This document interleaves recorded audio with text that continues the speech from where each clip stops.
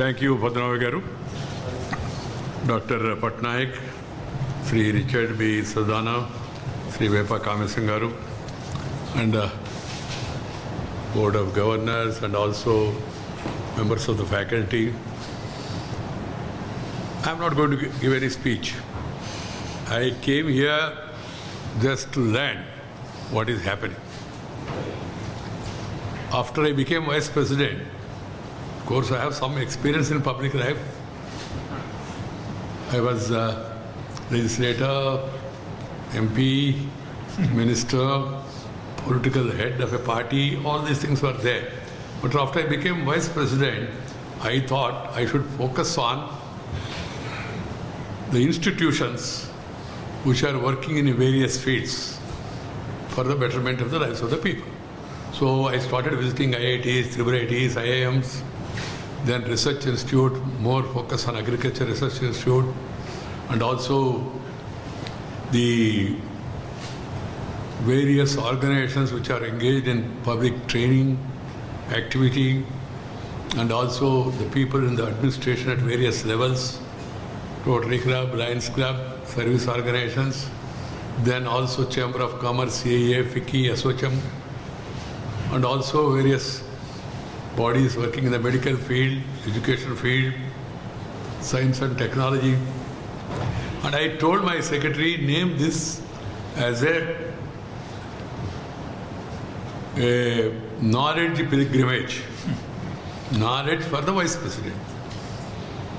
The purpose is to know really what is happening in various institutions. Second, to note what are the achievements and what are the problems and challenges if they have any. And then pass it on to the people in the system, in the government and also in the system. I think I might have gone around more than 100 universities and other premier institutions across the country. So all these are more on my request rather than their invitation. They were not too sure that Vice President is going to accept. So we were ourselves planning to visit different institutions and spend time with them, go to the labs, research centers, technology units, and know what is the innovations that are made, new technologies that are emerged, and what is the new research they are doing, and then optimum utilization of that knowledge, how far it is happening. That's the purpose of my going around across the country. In that process, I know because I'm a Hyderabadi, so I know about ASCII. I visited this when I was a legislator.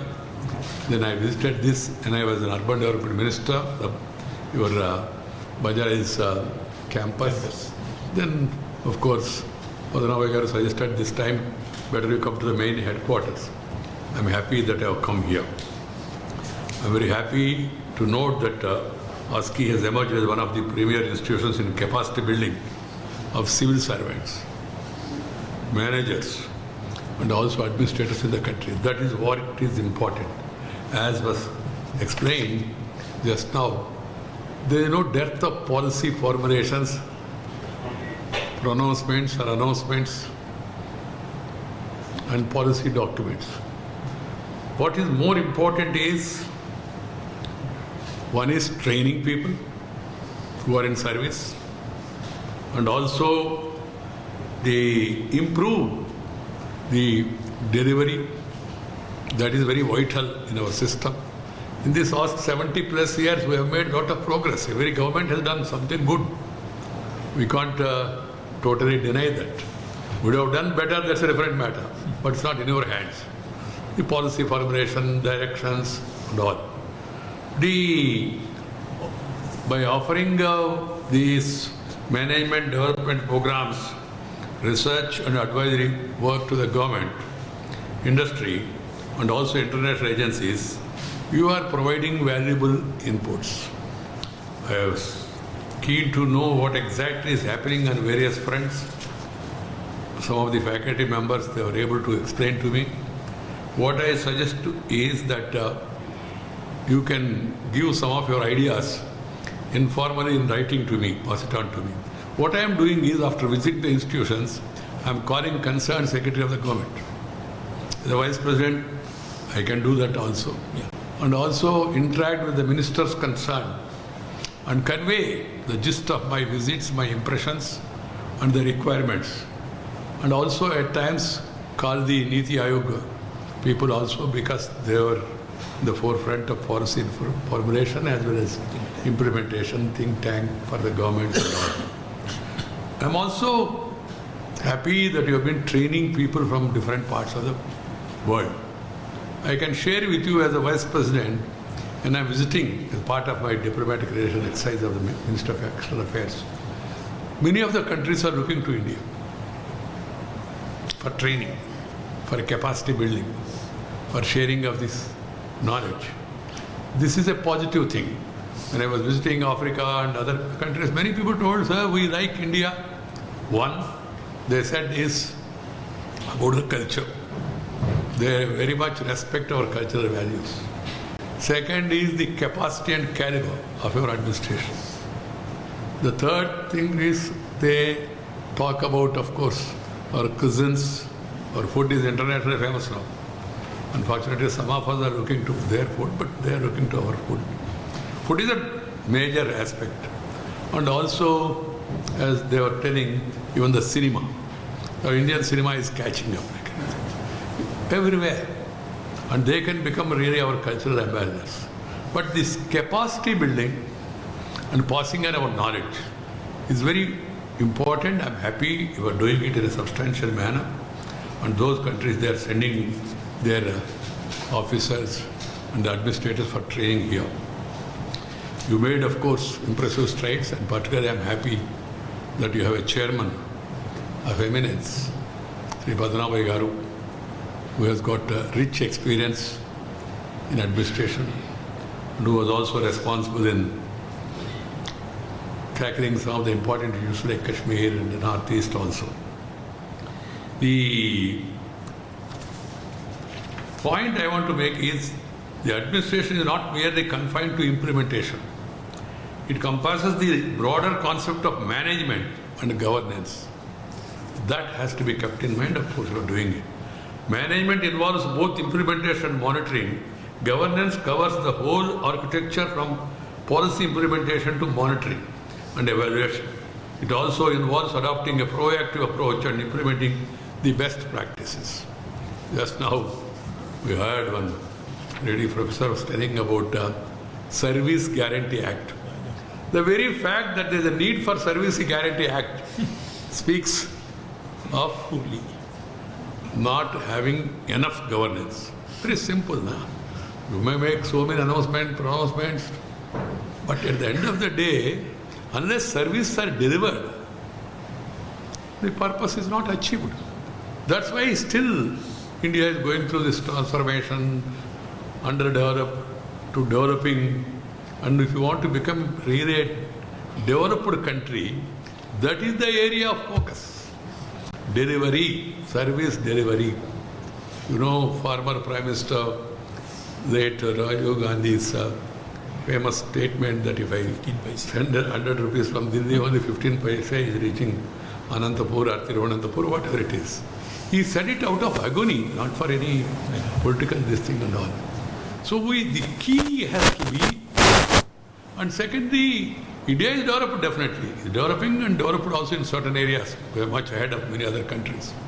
But is it inclusive?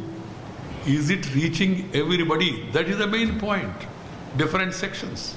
The Gandhiji's philosophy of Antyodaya, Ambedkar, Deen Dayal Upadhyaya, reaching the last, taking care of the last man in the queue, taking care of the suppressed, oppressed, depressed people, vulnerable sections, women who constitute 50%, are they partners in the development story? These various social groups, various regional groups, in certain areas, certain states are developed, but there are certain regions within the state which are backward. Certain regions are developed, but certain districts are backward. In certain districts, certain tahsils are backward. I come from a tahsil, I was MLA in 1978, Udayagiri, which is in a very forward-looking district of Nellore, but most backward. Most backward. So our policy formulations, our implementations should focus on that. And for that, best practices. We have to learn from others' experience. We can't go on making our own this thing and then learn by mistakes and all. That's no longer this thing. You have to learn from others' experience. And particularly now the world is open. We are living in a global age. I said that we are having the LPG, liberalization, privatization, globalization. You cannot avoid it. You can't live in isolation and have the consolation. No, we are insulated. That cannot be a consolation. So you have to compete with the rest, because everything is open now. In India, what I suggest is, one suggestion, that you have to focus more not only on the routine government, general administration and delivery mechanism, but also getting used to the new system of PPP, private-public partnership. That's the way forward. Otherwise, it's not easy to develop a country like India of this dimension, this size and this diversity and then variations, economic disparities. See the story of Delhi airport. See the story of Hyderabad airport, Mumbai airport. The airport authority of India, I am told, used to get the Civil Aviation Ministry 30 or 40 crores from Delhi airport. Today they are getting more than 2,000 crores. It may go up further. There is no way. We can't no longer spend our time on arguing in a privatization. Is it good? Globalization. It's happening. If you don't want to join that, then you are left out. And with the advent of technology, I remember as a student who used to protest when computer was introduced. I remember my slogan was, I was the forefront of the student movement. Automation, anti-nation. So times have changed. Can you go on that? No, sir, my principle is we are against automation. You can't. So taking advantage of technology, taking advantage of best practices, one must go forward. Digitalization is one. Recently I was there in Estonia, small country, 12 lakhs population. So totally digitalized. 100%. So we have to come out with such. And I am happy that the Prime Minister, he has given a 3-line mantra advice to all of us. He said reform, perform and transform. Transformation of the nation. The Niti Ayog also is that only. Many people do not know. They think that that planning commission has been replaced with some other, this thing we call it as Niti Ayog. National Institute for Transformation of India. That is the message. So we have to transform administration. We have to transform the systems which have been practicing. And we must ultimately see to it that the people also get involved. How to involve people in the management. How to make some of these movements as people's movement. We were just hearing about Swachh Bharat.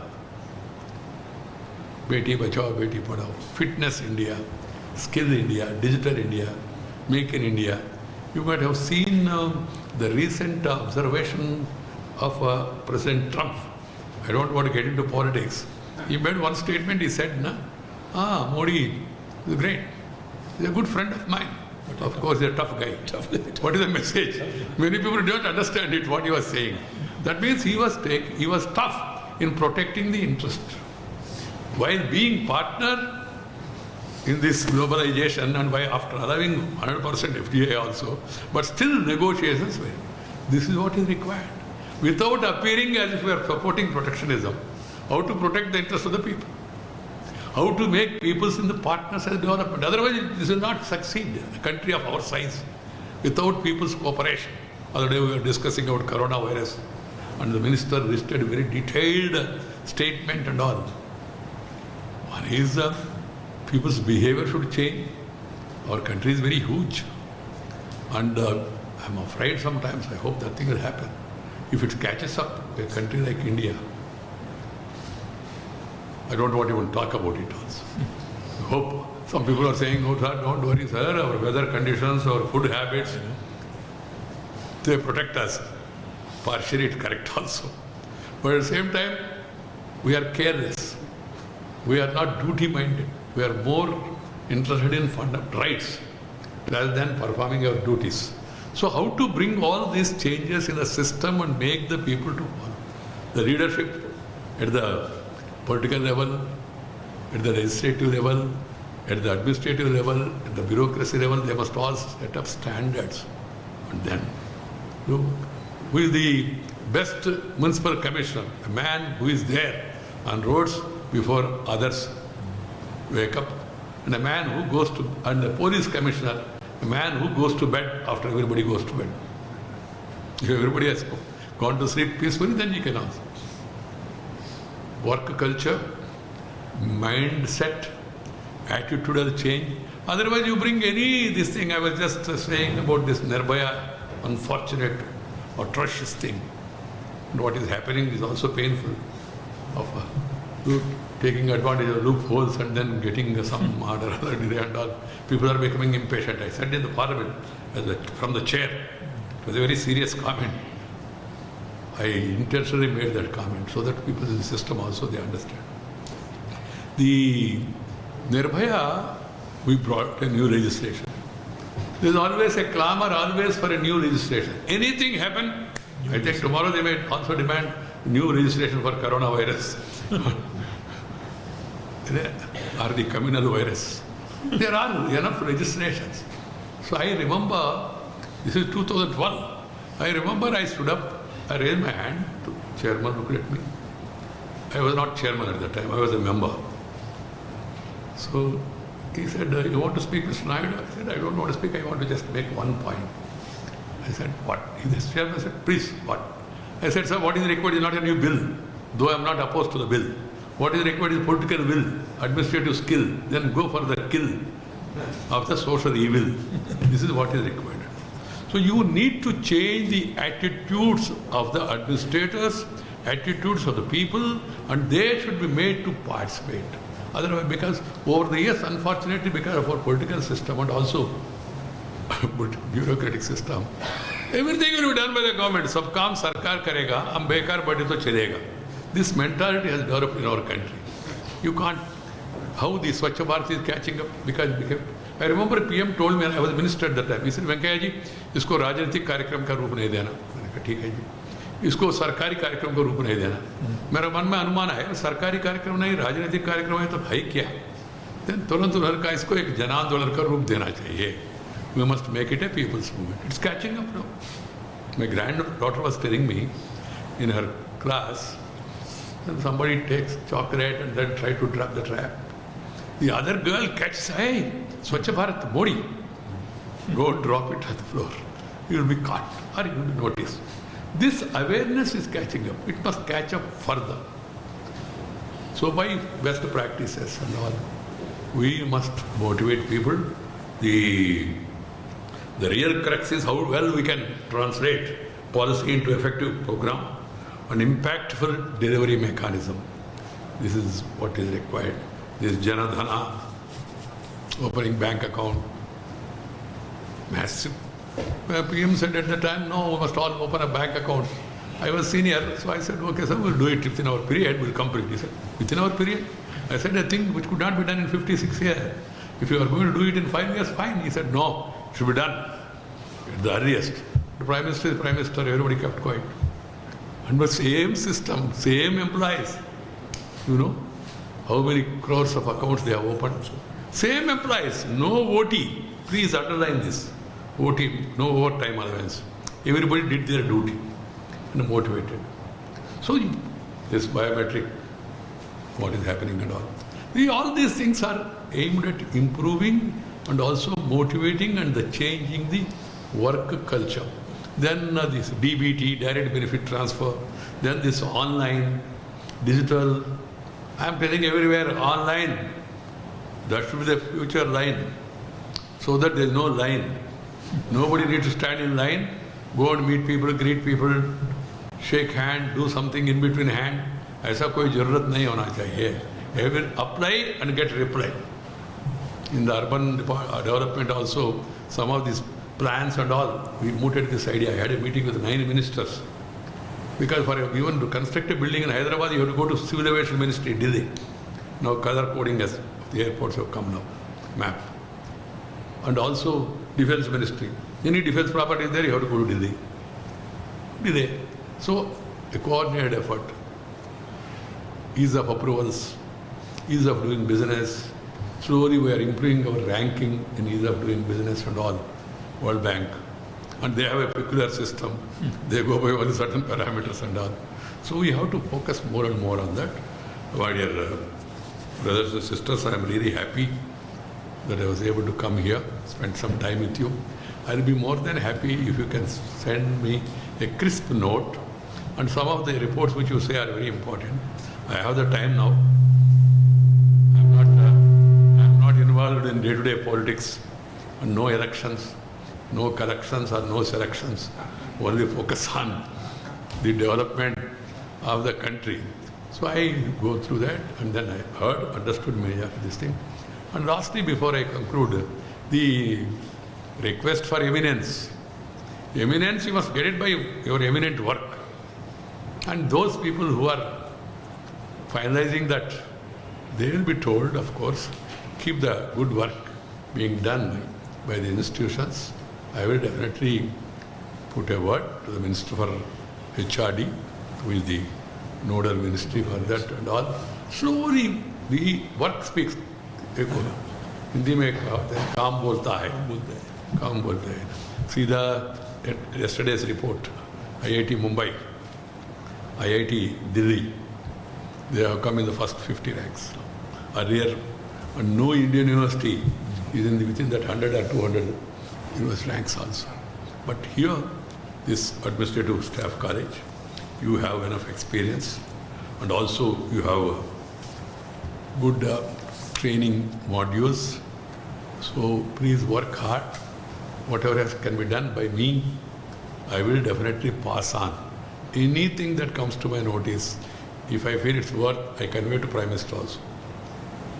He interacts with me on developmental issues, because I don't get into politics and on policy, developmental issues.